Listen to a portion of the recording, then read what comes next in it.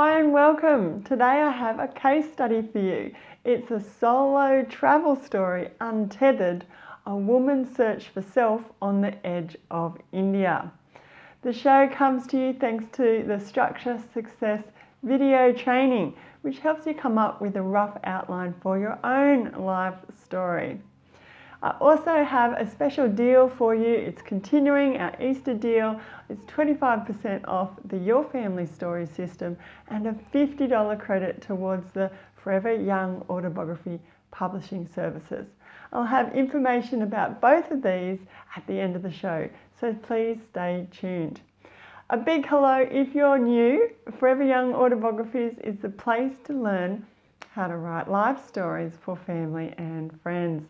And it'd be fantastic if you could follow, subscribe and like the show. So Untethered is being put out by author C.L. Stambush, and it is a honest and bold self-published travel memoir. It's not only the story of her trip around India, but it's also a story about finding self.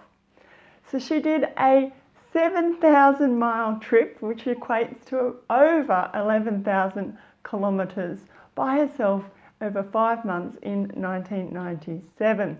And this was on the back of a Royal Enfield Bullet motorbike. And she had this idea that she was going to go anywhere, do anything, be anyone. And she had a mission to go to the 51 different temples of the Hindu goddess Kali, and there were bits of the goddess in each of these temples, and they had the power to transform. Over the journey, Stambush encountered, she had adventures with the people, she had adventures to do with the culture, and also to do with the environment. And I caught up with her to find out a bit more about the book, how she wrote it, and some tips for new writers. So let's jump in with a bit of behind the scenes information about Untethered. So the trip wasn't just the mission of going around the edge of India. It was about overcoming this timid perception or childhood that Stambush had had. She wanted to face her fears. For example, she told me that when she was younger at school, she used to be very shy in the corridors or the hallways, and she used to walk up the hallway by sliding at the edge, sliding her shoulder up the wall.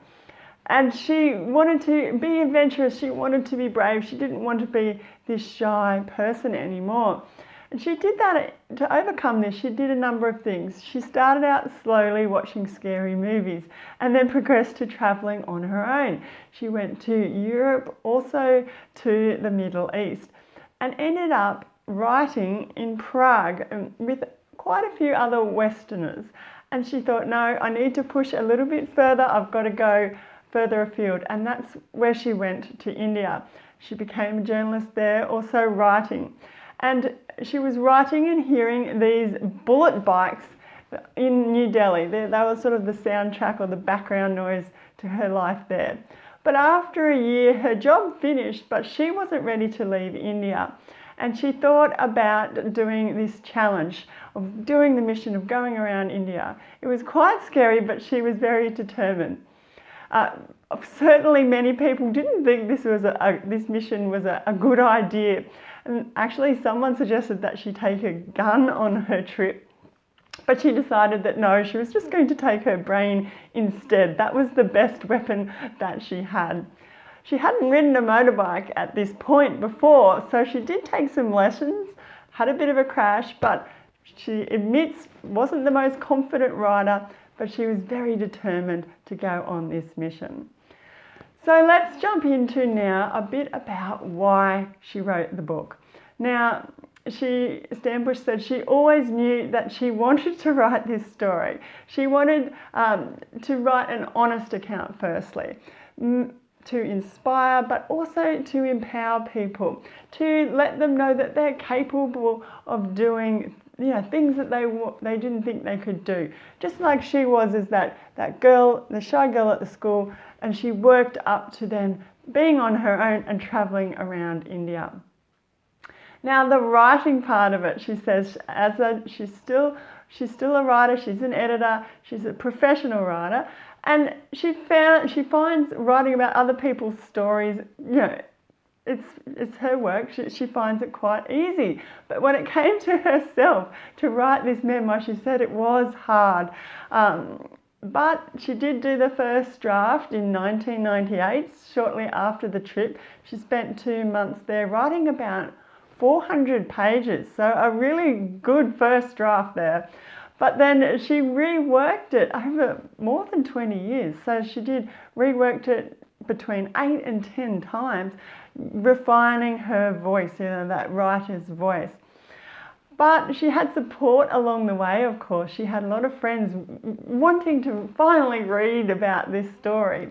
And she did get 2 agents who were keen on the book, but she decided not to go with an agent and in the end went along the self-publishing route. She said, look, I've ridden this bike around India, surely I can self-publish it as well. Stambush also had some tips for us as life story writers. Firstly was to do with challenges and struggles. She says rewriting the book was hard. That was really difficult, or it was the hard thing to do.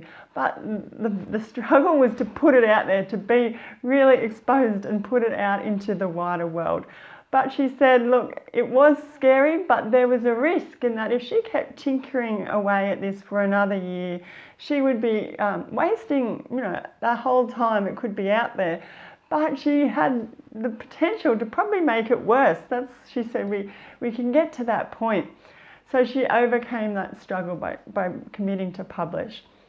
There were, of course, many rewards. As new writers, we really need to thrive off those rewards. The release in itself is such a reward. It's just really unbelievable. But also, Stambush says, hearing from her readers, because this is a real human story, she says, and it really does connect or resonate with women. So that's been a fantastic reward. But in terms of tips to fellow writers, she had 3 to offer us. First of all was to think about your story, but balance that by not overthinking. So there's definitely a bit of a balance there, finding that mid-ground.